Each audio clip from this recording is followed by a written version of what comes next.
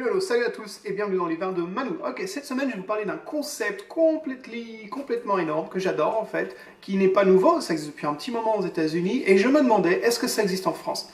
Regardez la vidéo et à la fin dites-moi dans les commentaires en dessous si ça existe en France et donnez-moi le lien s'il vous plaît. Et s'il y en a dans le nord-est près de la Champagne par exemple, j'adorerais aller voir.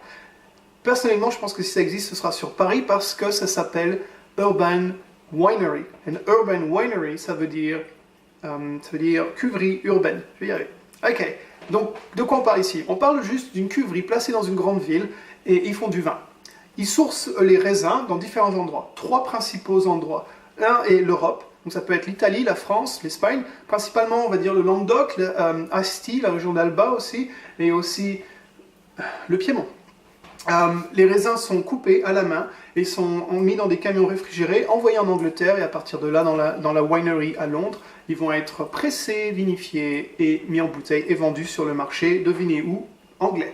Ensuite, un autre endroit, c'est l'Angleterre elle-même. L'Angleterre est pleine de vignerons super talentueux, et ouais, il y en a de plus en plus.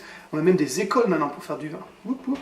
Et aussi, il y a aussi beaucoup de consultants qui viennent de France, qui vont s'installer en Angleterre, surtout les consultants de Champagne principalement, qui viennent s'installer en Angleterre et qui vont aider donc les vignerons à faire du mieux qu'ils peuvent dans leurs vignes.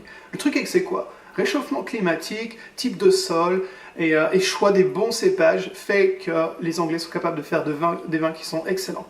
J'en parlerai plus, je ferai d'autres vidéos sur les vins anglais, c'est prévu dans le futur, ne vous inquiétez pas, je ne vais pas oublier ça. Et l'autre endroit, c'est Londres. Donc il y a aussi du raisin qui pousse à Londres. Alors là, c'est un concept complètement fou dont je vais vous parler. Accrochez-vous, asseyez-vous, ceinture de sécurité, soyez prêts. Un jour, deux mecs sympas, des voisins, ils étaient assis dans leur jardin, dans un de leurs jardins, et ils buvaient un peu de rosé, voyez-vous. Et ils regardent en haut, et là, il y avait des vignes qui poussaient, en fait, dans leur jardin. Ils se disent, attends, si on a des vignes qui poussent, qui font du raisin, est-ce qu'on peut faire du vin avec? Ils se sont dit, ouais, tu sais quoi, on va le faire. Donc ils ont essayé, ils ont fait du vin, ils ont fait des tests, et c'est avéré que ça marchait plutôt pas mal, en fait. Le vin était comme ils disent eux-mêmes, décent. Après ça, ils ont retravaillé sur la qualité, ont fait quelque chose de plus grand. Mais surtout, ce qu'ils ont fait, ils ont créé un mouvement. Donc c'est une des premières urban wineries de Londres, elle existe depuis 2009, je crois.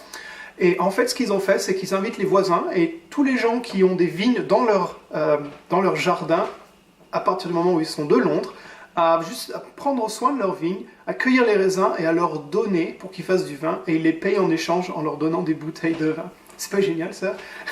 J'adore. Donc ils font un rosé, ça s'appelle Château Tooting, et tout est écrit dans la description sur YouTube. Rappelez-vous, dans la description sur YouTube, je mets des détails de tout ce dont je parle, ainsi que des liens vers les wineries dont je vous parle aussi, dans les Urban Wineries. Donc Château Tooting, c'est un rosé qui est fait à partir de raisins faits à Londres. C'est vraiment un petit concept, ils font entre 80 et 100 caisses seulement, c'est assez petit. Après ça, voilà. Donc, un autre truc aussi à savoir sur les Urban Wineries, c'est leur concept en marketing. Ils sont excellents en marketing, création des étiquettes, ils sont énormes aussi, ils font beaucoup de travail là-dessus, et du coup ça marche. On trouve leurs vins, certains de leurs vins, on les trouve dans les restaurants étoilés de Londres et aussi d'Angleterre, et voyez-vous, c'est comme ça, voilà. C'est pas seulement une question de qualité, c'est une question de marketing. Les Anglais sont très bons à ça. Donc voilà, après ça, comment ça se passe? Allez en dessous, dans la description, et apprenez plus. J'ai fait ça dans la description, j'ai créé ça pour les geeks, pour les étudiants, vous savez, pour les curieux aussi. Je vous mets beaucoup plus de détails, et cette semaine spéciale, je vous donne un descriptif des cépages anglais les plus utilisés. Donc allez-y, lisez, c'est juste en dessous. Ça vous permet d'apprendre un peu plus, de mieux comprendre le concept, comment ça marche et comment les Anglais sont arrivés où ils en sont maintenant.